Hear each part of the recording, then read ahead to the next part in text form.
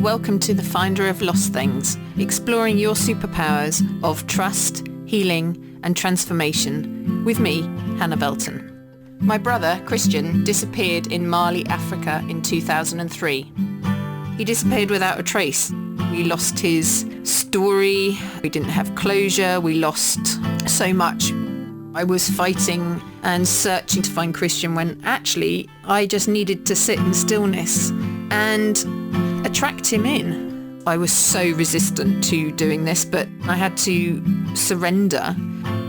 It's a process of trusting and finding the lost pieces and integrating them. This podcast will uncover the process that Christian and I went on to find the lost things, him, and to find the parts of me that were missing. And we were destined from the start to tell our story into the dark, for we were born to a great white shark.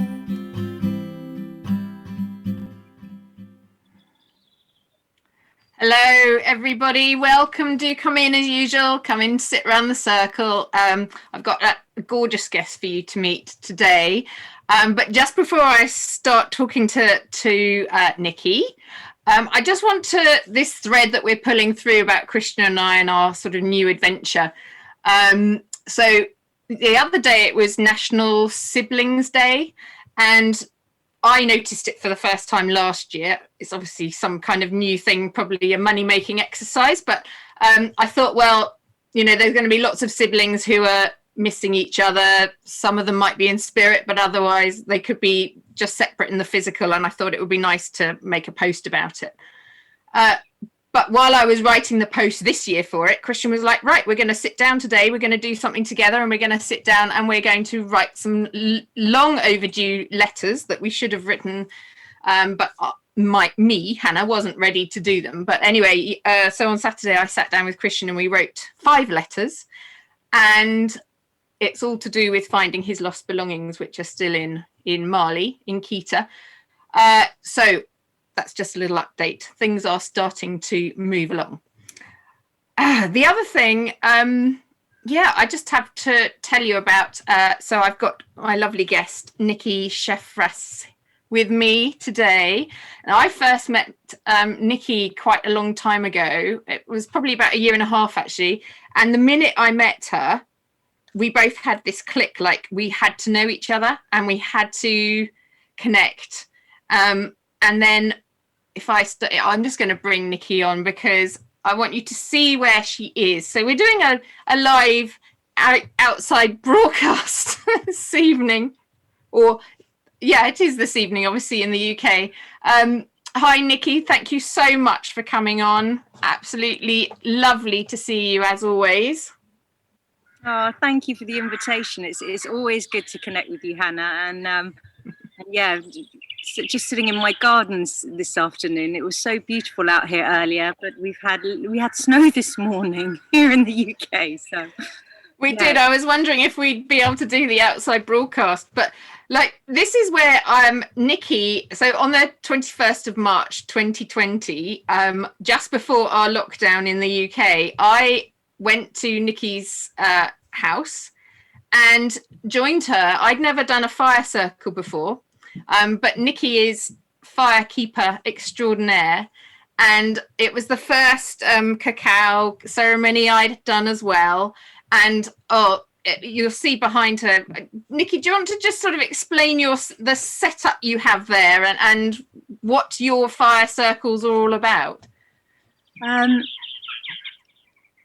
I think, first of all, it's just that connection with nature. And I feel very blessed with where we live. We've got a stream at the bottom of the garden, so it's a wonderful opportunity to connect with all the elements here, and especially around the fire. But also, I'm sure you can probably hear it, there's a total symphony of bird call. And we have all sorts of birds living in the area, so it's really quite special. And with the fire, there's something about being in circle around a fire, and especially with cacao, which is a very heart-opening plant medicine anyway. But it's something about really connecting to our we always used to connect around fires. We always used to connect in circles, and there's a big part of that that's been lost. And I think it's bringing that back in this culture, particularly, that's so important. Yeah. So actually this year we've been able to do the 2 solstices and the 2 equinoxes around the fire.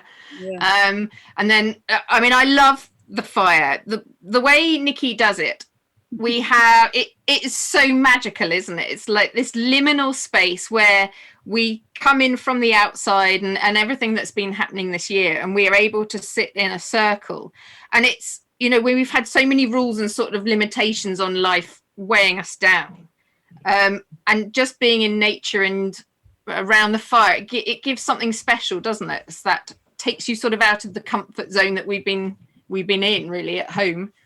I think it's a couple of things. I think one is, as you say, it's like you create a sacred space. I mean, sacred space is all around us, but there's something about creating the intentionality around that and really being open and willing to connect. And as you say, it is this kind of liminal space. It's a doorway to something, and you can it's very tangible. I mean, you've noticed it when we've sat around the fire, when we open the space and we close the space. It's like when we close at the end, you can feel almost like a bubble disappearing.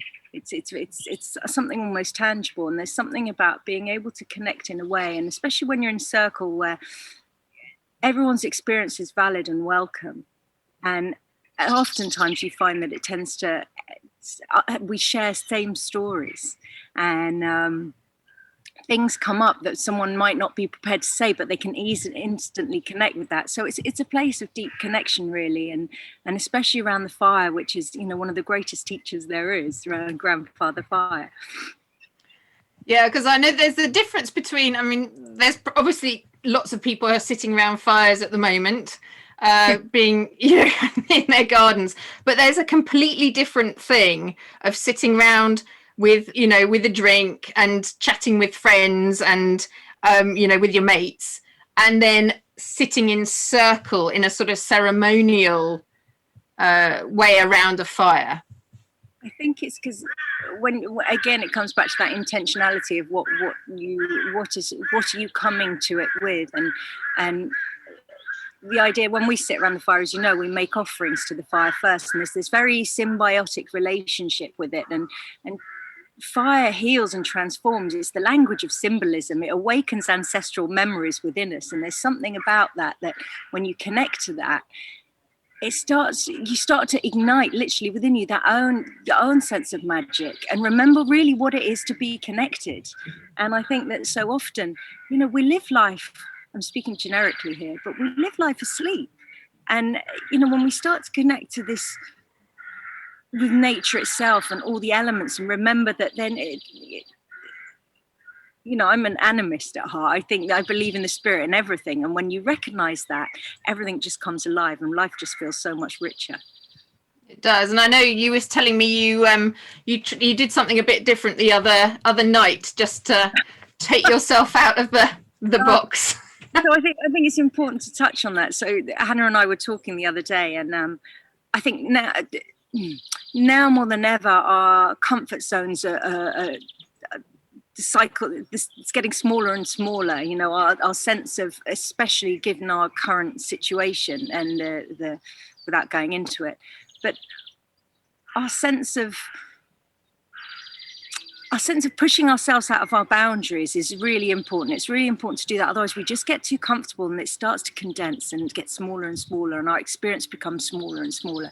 And so it's just a really, really small and silly thing the other day. I just slept out under the stars in the garden. I mean, probably not the best night for it. It was a little bit windy and it wasn't the clearest of skies, but it was beautiful nonetheless. And what I did find was, in the same way that the fire, as you well know, and awakened something. There was something about being outside and sleeping under the trees and seeing them move above me, and it awakened a time of when that used to be normal. You know, sleeping under the stars was something normal rather than my comfy bed. And I think it's just about pushing comfort zones wherever we can at the moment, so we don't live a limited existence, but we experience what it means to live all of life in all of its beauty and colours. Yeah, it's almost like being childlike again, isn't it? And remembering, there's something about sitting around a fire in community, where it's like it's so deeply I remember doing it at some time, you know, this connection with our, just returning to what we have always been doing, and what we are used to. And we just, in our lives now, we just don't get that connection so much. I mean, I suppose we have more with nature now. We've all slowed down and we've been able to spend a lot more time in nature, but remembering that sacred connection that we had, and being the animist, like there's a spirit in everything, isn't there? Can you just explain a bit more about your beliefs of nature? And well, everything sounds silly said, but everything's alive. It has spirit, and it's, I think, just to touch on what you said, it's that finding the joy within, and coming back to ourselves and remembering what we know is there, but we can't quite connect with it because it's been, you know, we used to be tribal people. We used to live in very, very connected to the lands, and for the last few thousand years that's become more and more removed. Life has become more and more comfortable, and our communication with our surroundings has become more and more limited. And I think it's opening up that dialogue again. It's opening up and finding ways. And I truly believe when you start to communicate with nature, or when you open that dialogue up, it is met, it is heard, and there is a reciprocal relationship. I mean, I think I might have mentioned to you, or maybe not, but one time I was singing by a stream, and literally the tree next to me, suddenly, before I knew it, it was just full of birds. And I truly felt that there was this connection there, that I was suddenly one and part of everything else. And it sounds a bit, you know, I don't know, that might sound odd for some people if they're not used to thinking like that. But genuinely, the more we appreciate what we have around us, and that we are stewards of these lands rather than taking for granted everything that we have around us, the more we have a hope of living in a harmonious way on this planet, not just with each other, but with our surroundings and everything else. Currently, we live in such a cut-off, separate way. And even within ourselves, you know, disconnected from our own hearts, disconnected from each other, and disconnected from the place around us, when as humans we yearn for connection. We yearn to be connected to something bigger. And I think that's also coming back to the fire. What it does, it reminds us that we're part of something bigger and greater. And it's so important for us to have that. And I think so many people are looking for it, but are maybe confused as to where to look, because maybe traditional religions or maybe traditional ways of being haven't served them. I don't know. I just think that there's something about coming back to that basic dialogue, and it can be really, really simple. It can be really simple, and just, you know, acknowledging the presence of something that's living next to you. Just because it doesn't talk in our language doesn't mean it doesn't have its own language. You know, the trees have root systems under the ground that have an amazing connection and between them all. And in certain traditions, or earth-based traditions, refer to the animals and the plants and trees and everything else as brothers and sisters. We're all part of the same family, and I think that's what's really helpful to remember that.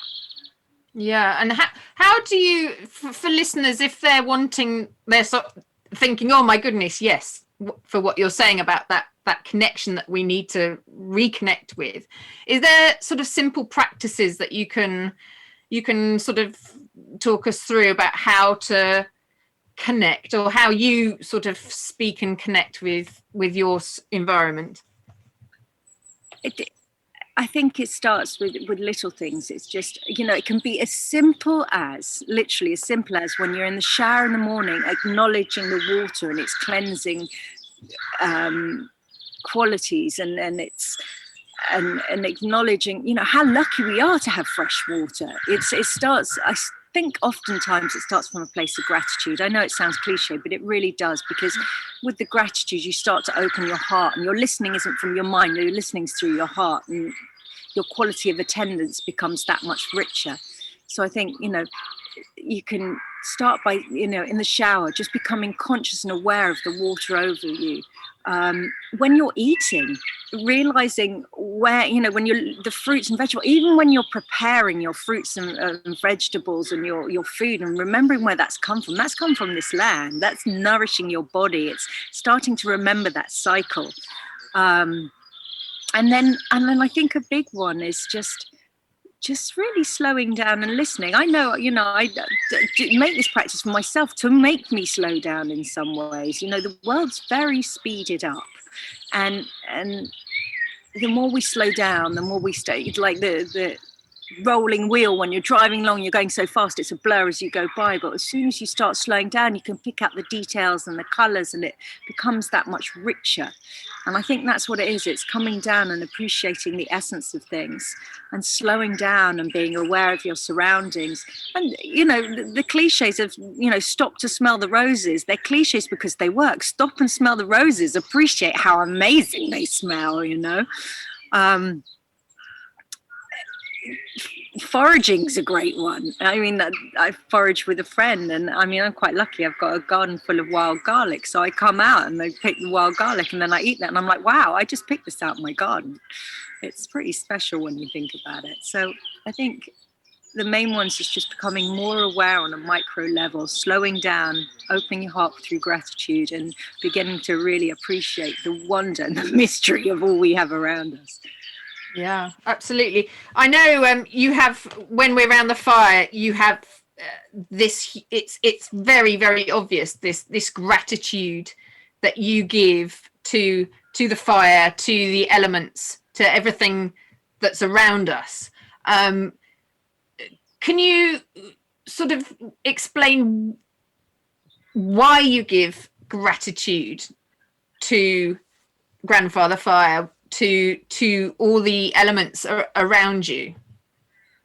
I think part of it is an acknowledgement of the beauty and the magic, as I said earlier, that we have around us. The other part is that just as I'm sitting here, a couple of blue-tits, they're literally just flown out next to us.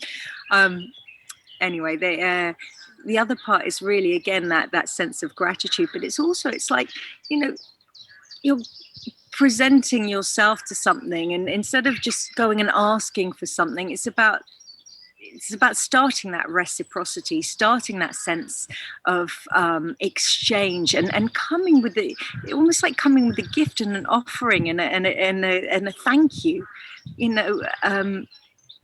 I was speaking with a teacher of mine, and he says that, in prayers, they never ask for anything. Their prayers are of gratitude. The only thing that they ask for is that spring will come again next year, which I think is just beautiful. And again, it's this like always asking, but what are we bringing? And how can we bring more? And how can it be, instead of always about, what can you do for me? What can I do for you? How can I humbly bring myself forward in front of this great mystery, this amazing experience of life? How can I bring myself truly, authentically, and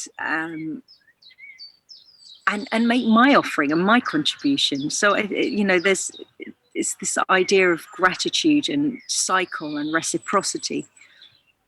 Yeah, because we talk a lot, actually, or I talk a lot on the podcast about asking Spirit for help, and I do always forget.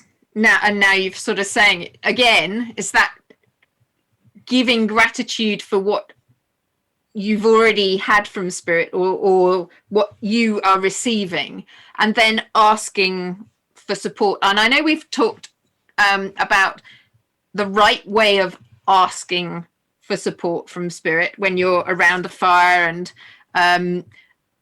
what you're being given, so lessons, but we've talked about the right questions.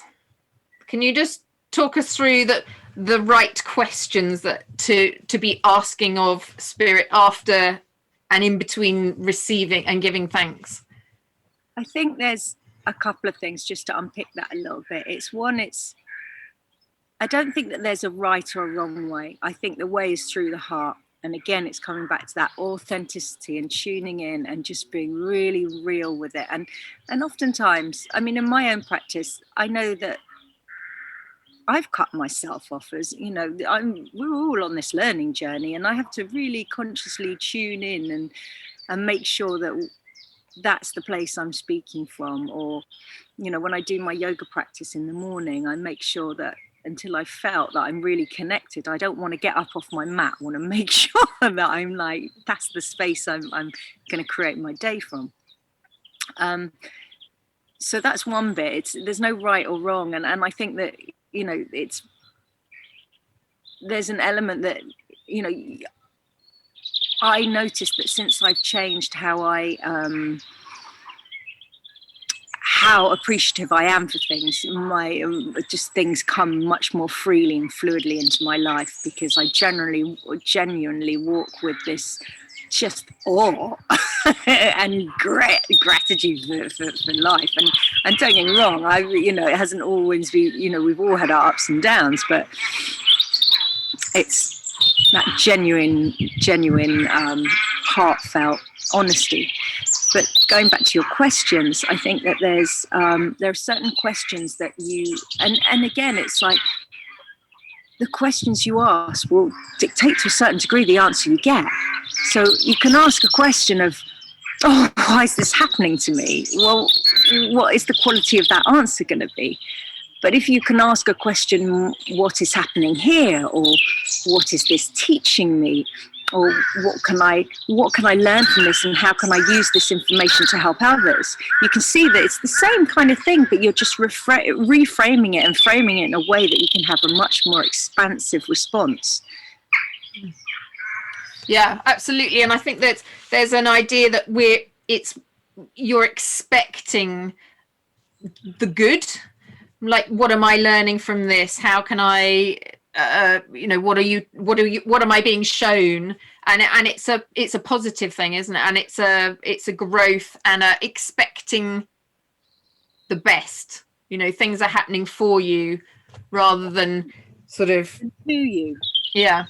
But I think there's another element to it. And like, even in, you know, when I look at all the shitty patches in my life, and there have been some really sticky ones, you know, all of that stuff is so, you know, it's truly the manure for the seeds to come through. That's, you know, it's not all roses. Every rose has a thorn, you know, and that is part of the beauty and the growth. And instead of, I think that's the other way to flip the frame, is instead of thinking about it in a sort of a why me context, it's like, okay, you know, this in the wider scheme, this is just part of what I need to go through right now and part of my learning journey. This is part of what I need to experience, but making sure you don't miss the gift in that, because there's a gift in all of it.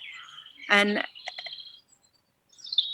yeah, when I look back at those tricky times that I've been through, there's been some really rich manure there. I mean, it was tough, don't get me wrong, but that's what's caused the beautiful flowers to grow. Yeah. Can you sort of tell us a bit about your background? It's probably a good time to do that now, where you've I know you've done a lot of traveling. And okay. I grew up in the UK, and at the age of 19, 20, I went on a 2-week holiday to Miami. I'd finished university, I'd worked my tail off all the way through, and a 2-week holiday. And when I got there, I was like, wow, this is interesting and exciting. You know, I was 20 years old, the world was at my feet, and I ended up staying. And I ended up living in the States for a couple of years and then moving to the Caribbean. At the time, the reason I went, because this is before 9/11, when traveling was slightly different, and I basically needed to go across a border to get a stamp on my passport to stay another 6 months. And I ended up staying in the Caribbean and running a series of beautiful, actually, restaurants out there. And I was 20 years old. I had 100 people working for me. I was just like, I don't know how I was probably 21. So, and just fell into this, and it was really an amazing experience, and an amazing place to live. And then I was there, almost 10 years. And then I moved to Spain because it was time to come back to Europe. moved to Spain, lived in Spain, and ended up working in a very different field, in professional sports. And I really enjoyed living there. And I think just without going into all the details, what was interesting was living in these different cultures. I also lived in Israel for a couple of years. It's a whole other story. But living in these different cultures and times when I didn't speak the language, or I was an ethnic minority, or, I had this really vast experience of moving in these diverse, different spaces. And the beauty of it and what it taught me really was, and actually coming full circle back to the UK, which was by far the hardest move after living 20 years abroad, the hardest move I ever made. What I really gleaned from it a lot, but one of the main things was seeing the box and the social constraints of what we live and grow up in. Because as soon as you step outside that, you can see, hang on a minute, it's not done like that everywhere. And you start to realize your societal conditioning. And the more you move and the more you travel, the more you see it apparent in different places. And it was an incredible gift for me to be able to see what I wanted to take on board and say, yeah, that's worthy, I'm keeping that. And that I'm discarding because actually it doesn't seem to have doesn't enrich my life. And it was an amazing learning experience, 20 years living in different places in the world, and I feel coming back on that circle just very, very grateful to be back in the UK. I never imagined that I guess at the time I didn't think that I would end up back here, but I love it. And what I'm finding, and this is where it all comes back to this nature connection again, is like the more rooted I am to nature and the more I connect with it, the easier I find life, the easier I journey through the different seasons. 20 years I was living in a sunshine place. Now, winter is like, ooh. But actually I revel in it in a different way now. And it's connecting to the cycle of life and the seasons and what the gift that each season brings that really makes living here and makes me feel grounded and rooted in quite a special way. Oh, it's funny because I didn't realize actually how long you'd stayed in the Caribbean before. And of course, Christian traveled really widely in the Caribbean. He was going all over the islands, and he did that for sort of 18 months. So, I mean, I know Christian always joins us in the circle. And I know why, and because he loves you, I have to say he does, Niki, and it's perfectly obvious. And you also speak Spanish as well, which Christian was good at Spanish, and I know you actually speak 4 different languages, don't you? So you've had, and what you were saying about moving around and observing other cultures, other people, the ways of doing. Is that how you found the circles, these fire ceremonies? I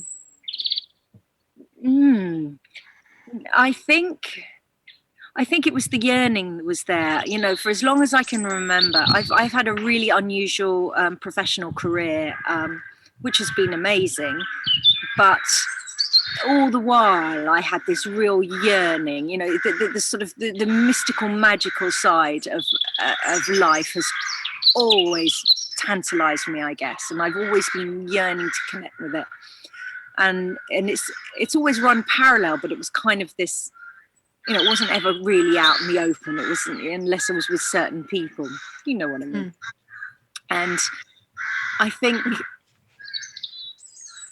how did I find it? I think it was just connecting with finding traditions where we could really connect in that way. We just became more and more important, and just an actual necessity almost, something so vital to be able to share that space, that magical space around the fire. Yeah, I mean, I must say, until I'd done a ceremony around the fire or just sat in circle, I didn't know that I was missing it. Yeah. But now we've been able to do it regularly. If I couldn't sit around the fire on these main cycles in the year, I would really miss it. It really does give me something. Oh, lovely to hear. I think it's you absolutely touch on it. There's something that sparks that ancestral remembrance within us when we're around there. This is why it's such a magical thing in so many ways. It just reminds us, in that real sense of remember to remember. It's like before we come down and incarnate on this world, in this physical plane, it's like remember to remember. Don't bring those things forth. I think that's one thing. And then the punctuating it around the cycles during the year,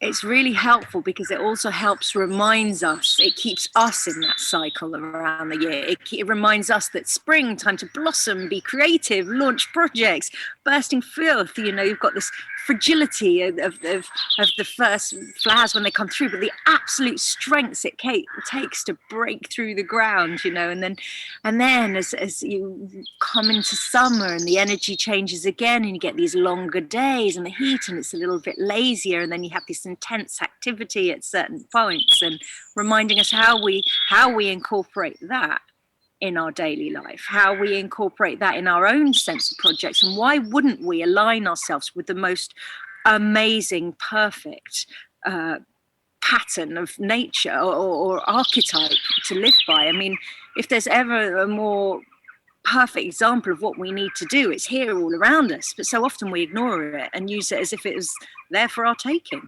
instead of listening in and tuning into that deeper wisdom that would actually show us how to live more harmoniously with life. And it's also just marking the simple process of just marking the year, the quarters and parts of the year. It really does slow down life. Just completely noticing and I think so. And it also, instead of having a monthly, you've got these roughly 6-week periods, and it allows you to stop and take stock of, okay, and it's also acts as a kind of a thermometer on your life. Okay, where am I at? What's working? What's not? What's time to let go? What's time to bring forth? What's time to sow? You can do it by the moon as well. You've got those other cycles within the cycles, but it's incredibly potent stuff. And I don't know, for me, it just helps me feel more connected, and it's made my living in these lands so much richer. And I didn't think like that when I was living here, when I was up to 20 years old, I didn't think that way. But now it's fundamental, and it's like, not just around the fire, remembering to remember, but it's like remembering the roots of how we were connected to these lands before. The medicine is everywhere around us. It's whatever is imbued with the ability to teach us or for us to be able to learn, and it's just slowing down and listening in, and it's sort of getting lessons from nature. I often do do a walk. I imagine you probably do the same thing. I've got a question or something that I would like some guidance on, and I'll go off very sort of slowly on a walk, and I'll notice sort of 3 things maybe which are really speaking to me somehow. It could be a bird or something that I repeat seeing, or something about the blossoms. Or do you do that kind of thing? Yeah, and I think that's a really valid point, and one for your listeners, that you asked earlier about ways to connect. It's such an obvious one in many ways, but it's again, ask the question, what's troubling you? Where just put it out there. We're not alone in this. Just put it out there, but again, frame it in a way that you allow a response that's expansive to come back to you, and one that can support you rather than that's narrow and going in. And yeah, I do, and I think and other things I've done that have been really quite interesting is setting intentions for my walks. So last winter, for example, and it was cold and it was muddy, and I was just like, today I'm going to play. I'm going because I wanted to again find that joy. How do we find the joy in these things if we don't start bringing it through and making it happen? It's not just, oh, today I'm going to be joyful. No, you've got to find ways to experience that and bring it forward. I said, right, I'm going to play in nature. I mean, there was, I took my welly boots off. I was in puddles. My partner said to me, what are you doing? You're mad. You're going to have wet feet for the rest of the walk. I was like, no, I can't ignore this calling. I need to do it for some reason. Oh my goodness, I had so much fun that day. And I think it was because, it's such a silly example, but I was intentional about, opening up that dialogue and saying, right, today I'm going to have a really fun, joyful day. And it was really fun and joyful. It all sounds silly when you repeat it back, but it was profound at the time. But that's all part of the, like, just being childlike about it, isn't it? It's just being in nature and being joyful about being there and being on this earth and being grounded to it. It's a really joyous thing. I think that there's something like, we get so entrenched in our lives and our habits and the daily routine and the earning the money and the adult stuff. And it's that bringing that sense of joy and that childlike spirit to things that is so important. And play. I mean, when was the last time we played? This sense of play is so important, but often it's sort of relegated to just children's stuff. I don't want to stop playing. Why? I know if we sort of talking about if we now move on to talking about the fire and the circle and the connectivity between people, at the moment we're all sort of still in this social distancing and there's a lot of fear still around. But when I first came into the circle, my experience was actually, it was quite unnerving at first because there were quite a few people that I didn't know. But the connection that you have around the fire and sort of sharing, it's really this sharing, isn't it, of just that connection and sharing with people and the honesty that kind of comes out around the fire. I mean, what's the sort of alchemy around the fire? What does the fire do? It's obviously ancestral and ritual, but can you put your finger on what it does? I think it's a number of things. It's like when we walk into that circle, we drop everything.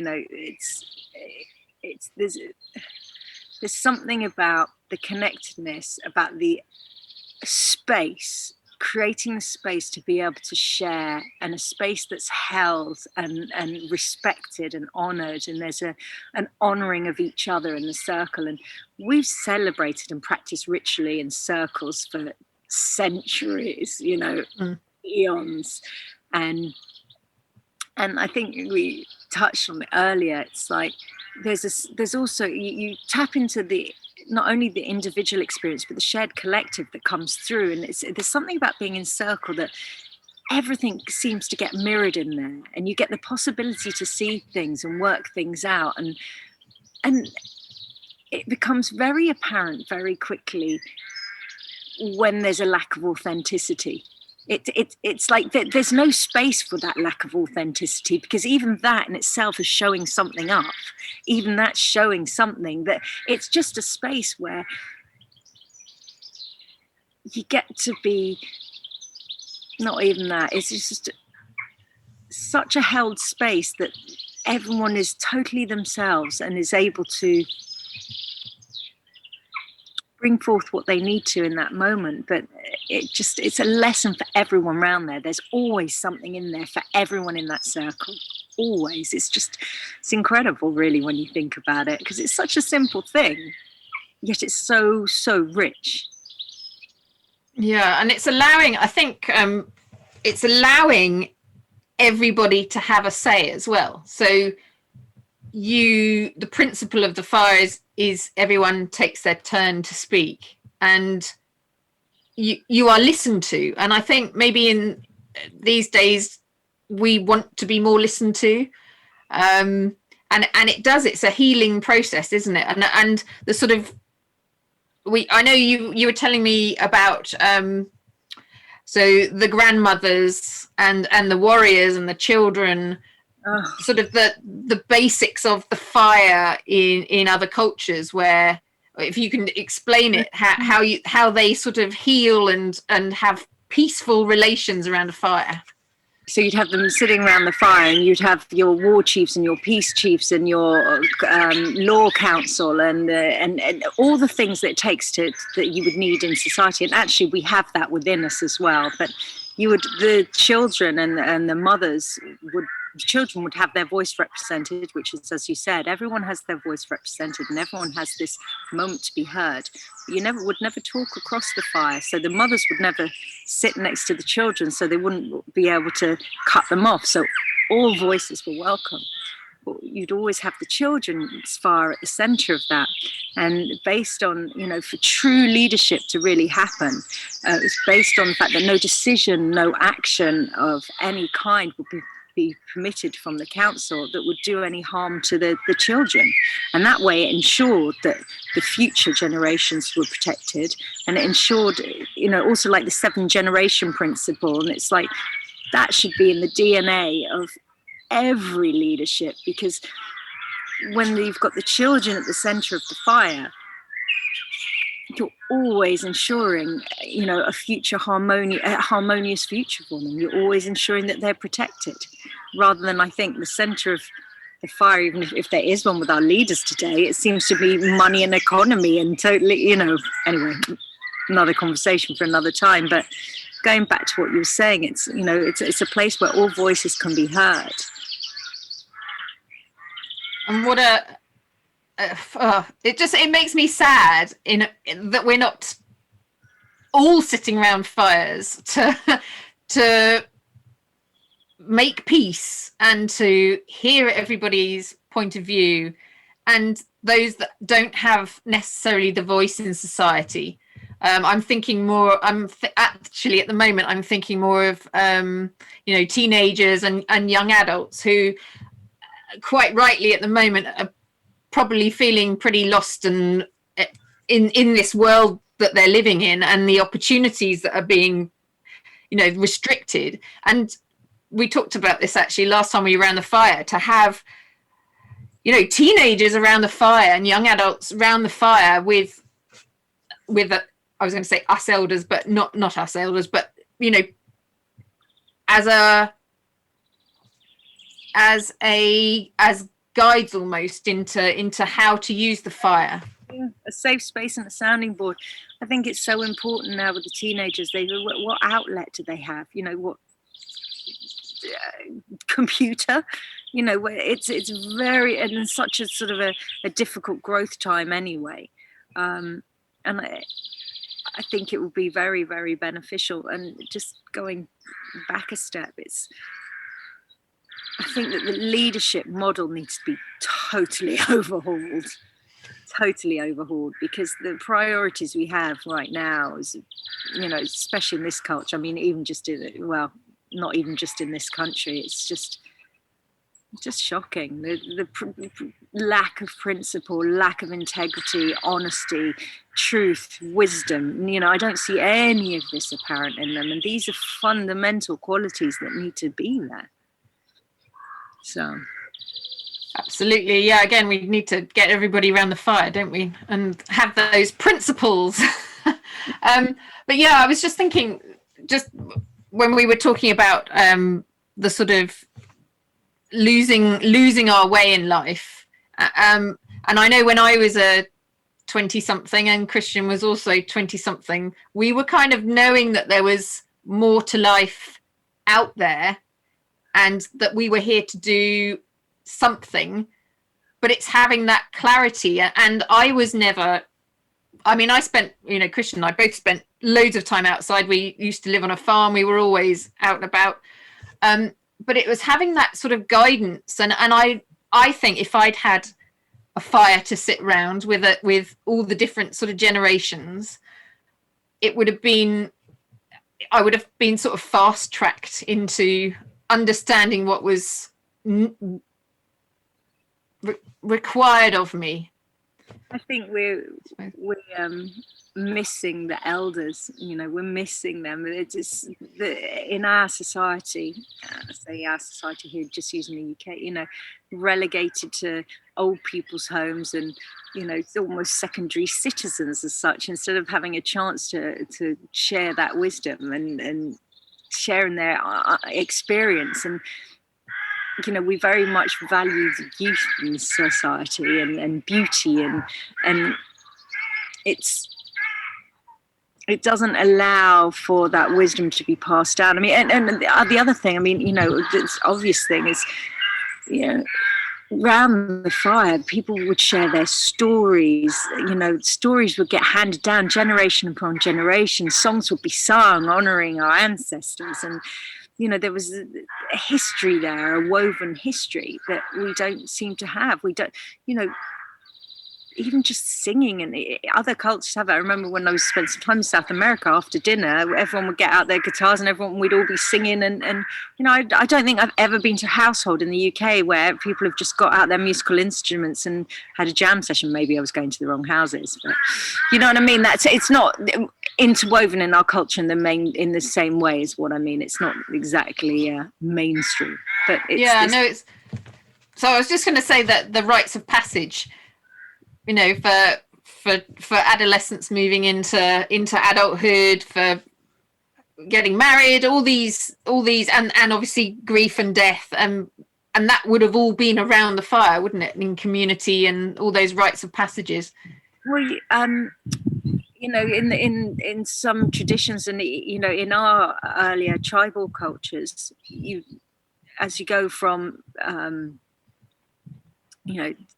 passing into womanhood, or young boys becoming men, they would go on a vision quest. They would go and they would have something. It's like that overcoming something to come back. And again, talking of rites of passage, these transitional phases, and I think it's very, very big right now.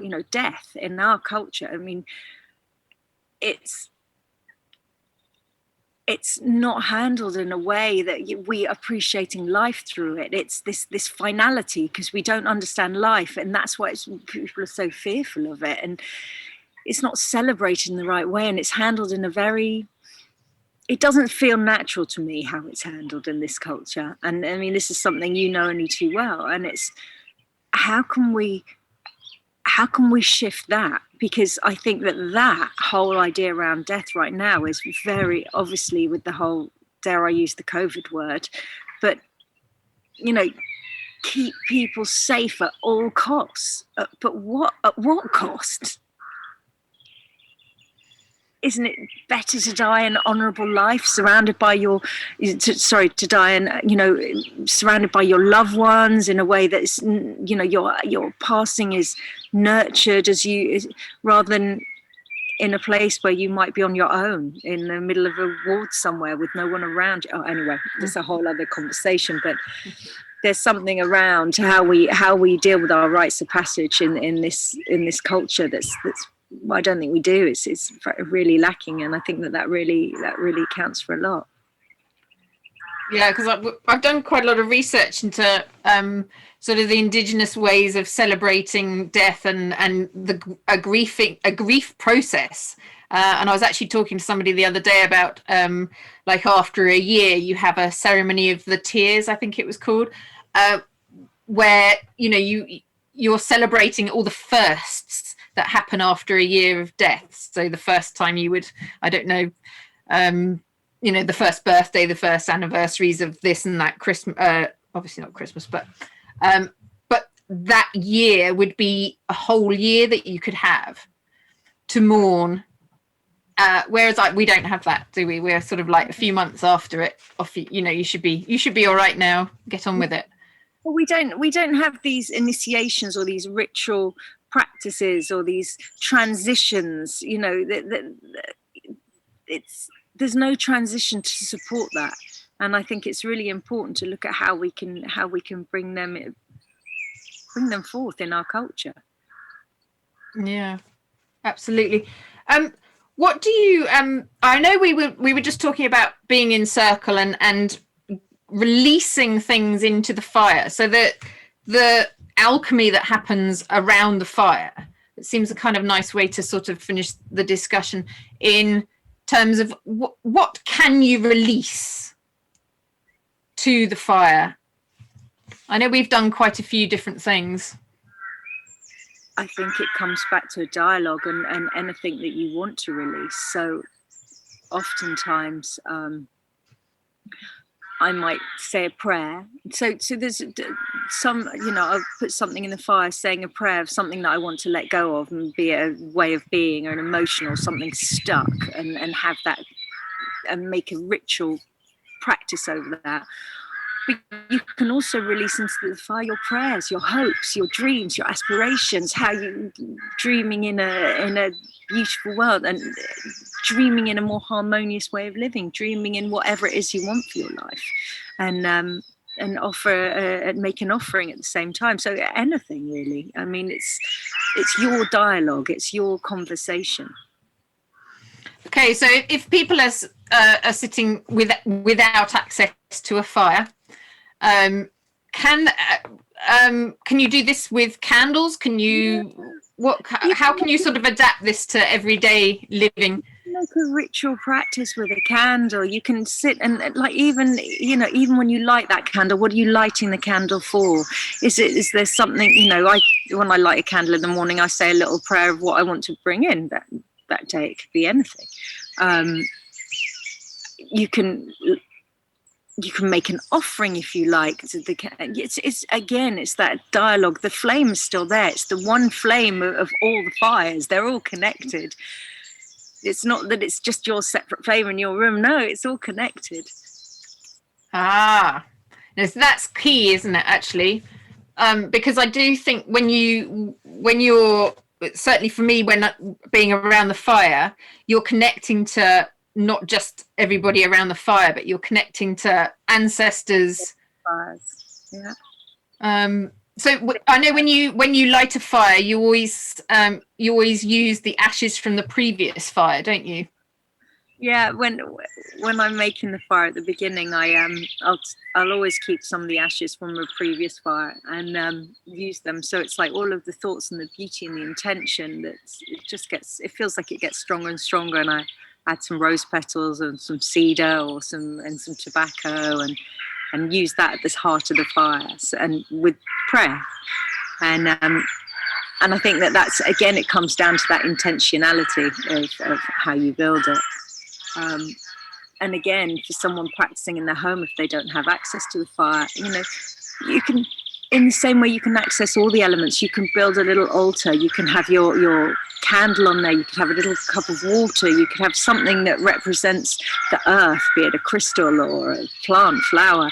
You can start to bring these practices in and start honoring it in the way that works for you. It's all about how it works for you and what feels seamless and fluid in your life. So make a small altar and make that a place where you start to enter into that dialogue and connection on a daily basis.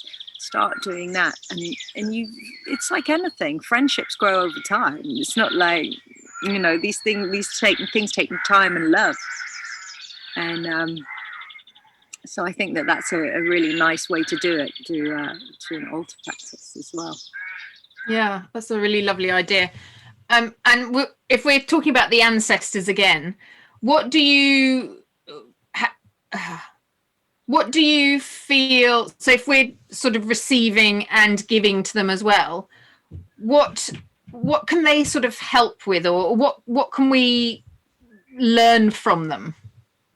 Ooh, that's a big question. I think that it's there's so much. I mean, I find that stuff is wow. So traumas, we can have ancestral traumas in our lineage, and they're almost like shadows that exist within us. And it's how can we heal our own stuff that then heals everything back and forward, so then our children don't then carry those traumas through. So again, in the same way that the dialogue with nature or with the fire or with the elements or whatever it is, you can have that same dialogue with your ancestors. And I say a prayer for mine, that those who haven't lived well, died well, or passed well, I say a prayer that they might be guided to the light, that they might find wholeness and peace and love.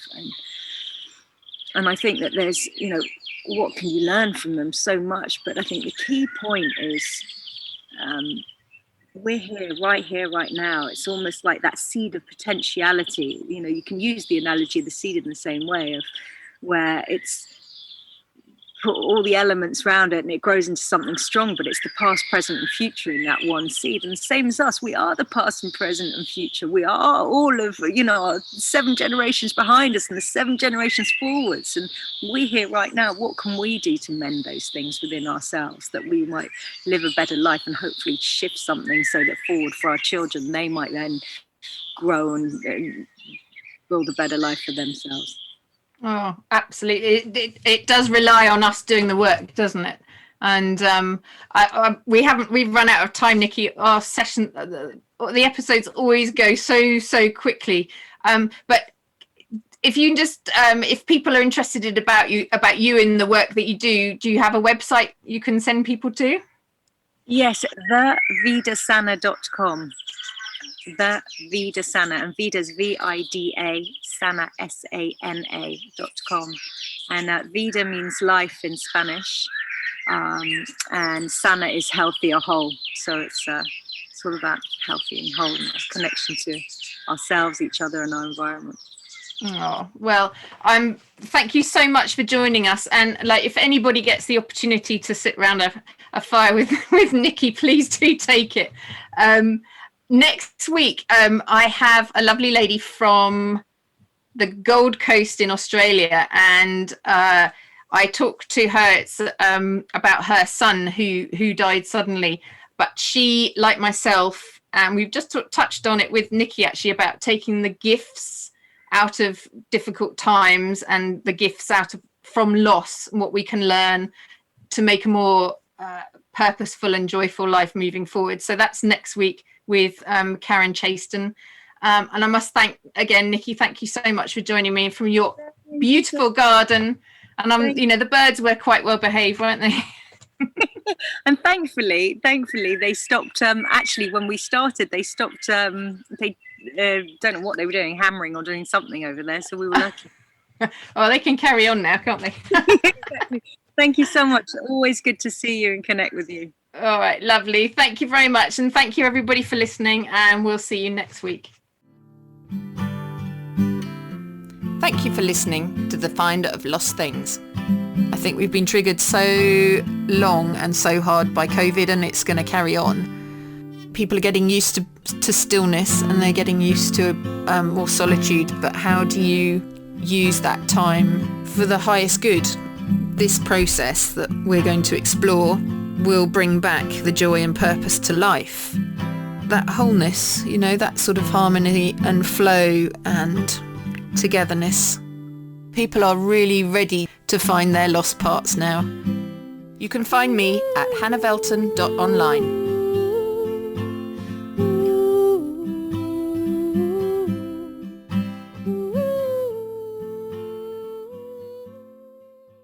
Views expressed on this program are those of the host, guests, and callers, and do not necessarily reflect the views of the station, its management, or advertisers.